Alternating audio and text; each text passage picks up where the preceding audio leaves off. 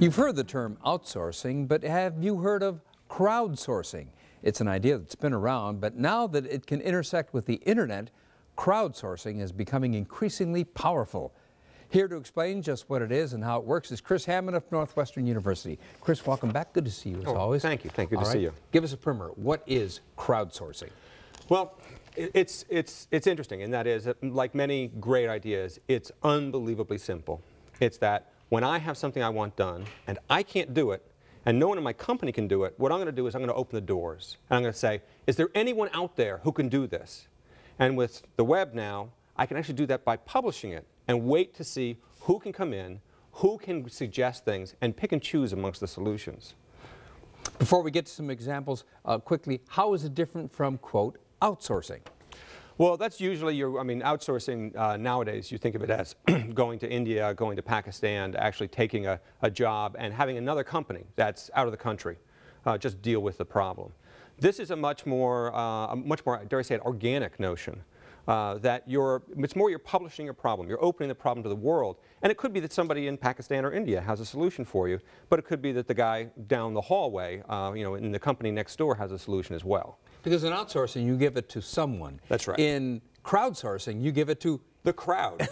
Okay. Well, let's see some examples. One that's been around for a while is something called Mechanical Turk. What is Mechanical Turk? The Mechanical Turk is a service that Amazon has, and it's really focused on the notion that there are going to be problems that you want solved that can be pulled apart into tiny little pieces. So if I have 100,000 photographs and I want them labeled as to, is there a person in here, is there a car in here, is there a building in here, I can publish those on the web and say, I'll give a nickel a piece for anyone who says there's a car, there's a person, there's a dog, there's a cat.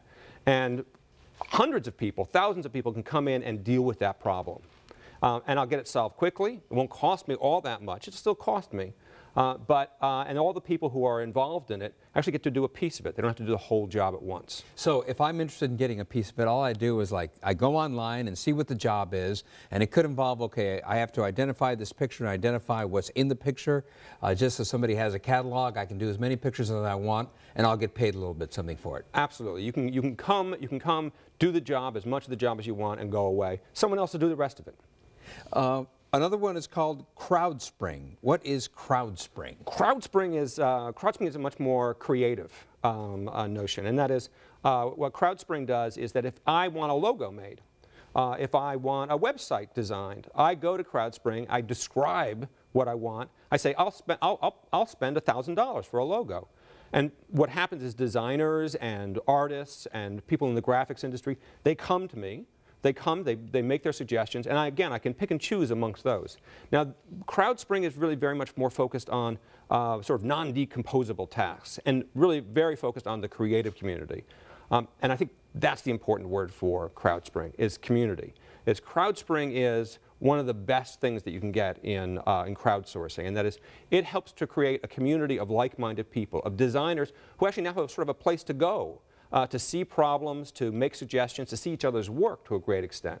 And that's a really exciting notion where it's not just I do the job and I go away, or I work in an office and I go away. It's that I'm working with a larger community all the time. But this is CrowdSPRING is project-based. That is to say, it's an entire project as opposed to just one little piece of it.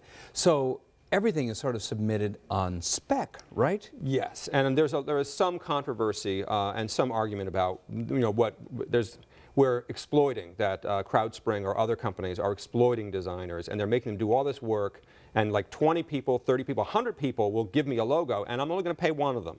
That's an issue that has to be dealt with. I think in this economy, the notion that you're opening the door to anyone can come to you, and you don't have to hire an entire team, but any individual can come to you, and their work will speak for themselves, is actually an exciting set of opportunities that they're creating. And there's a local company, a local website called Threadless. Tell us what Threadless is about. And Threadless, I would say, is perfect crowdsourcing, and that is Threadless. They make T-shirts, and they don't have T-shirt designers. They don't even have people who decide what designs are best or worst. What they do is they have an ongoing competition.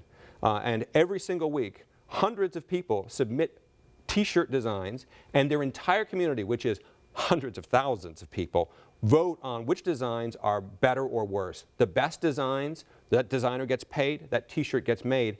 And Threadless already knows it's the best because its community has already voted on it.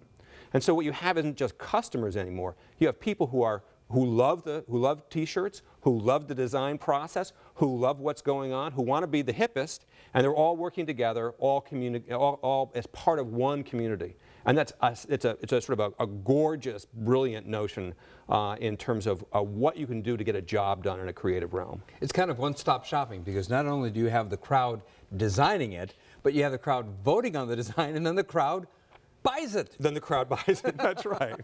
Right. And the only missing component is there is no crowd component that's manufacturing it.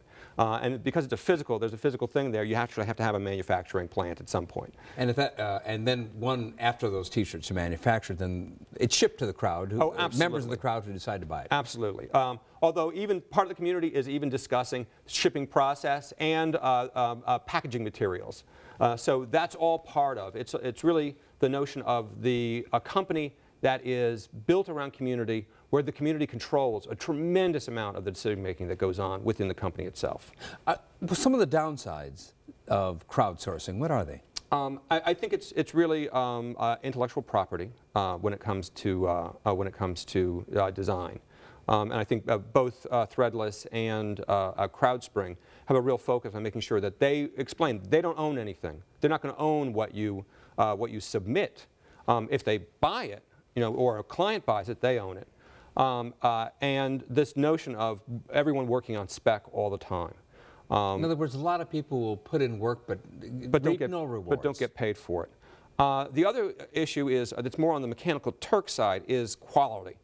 That if I have 100,000 photos and I want them all labeled, and somebody's going around labeling them, I don't necessarily have a guarantee that they're doing a good job. And there are ways to manage that. That is, you make sure that there's no one individual who's ever doing everything. In fact, there's a game called ESP, which is crowdsourcing for labeling, which demands that you're right. And it's an interesting model. But it's that whole thing of quality control. If I'm not hiring you, how do I know you're any good at what you're doing? But there it's like, okay, there's a registration process. We're going to actually sort of track you over time. We'll see if you're doing good work. And Mechanical Turk, that's part of what their business model is taking care of business in terms of people doing a good job. Kris Hammond, thank you very much. Oh, absolutely. It was lovely.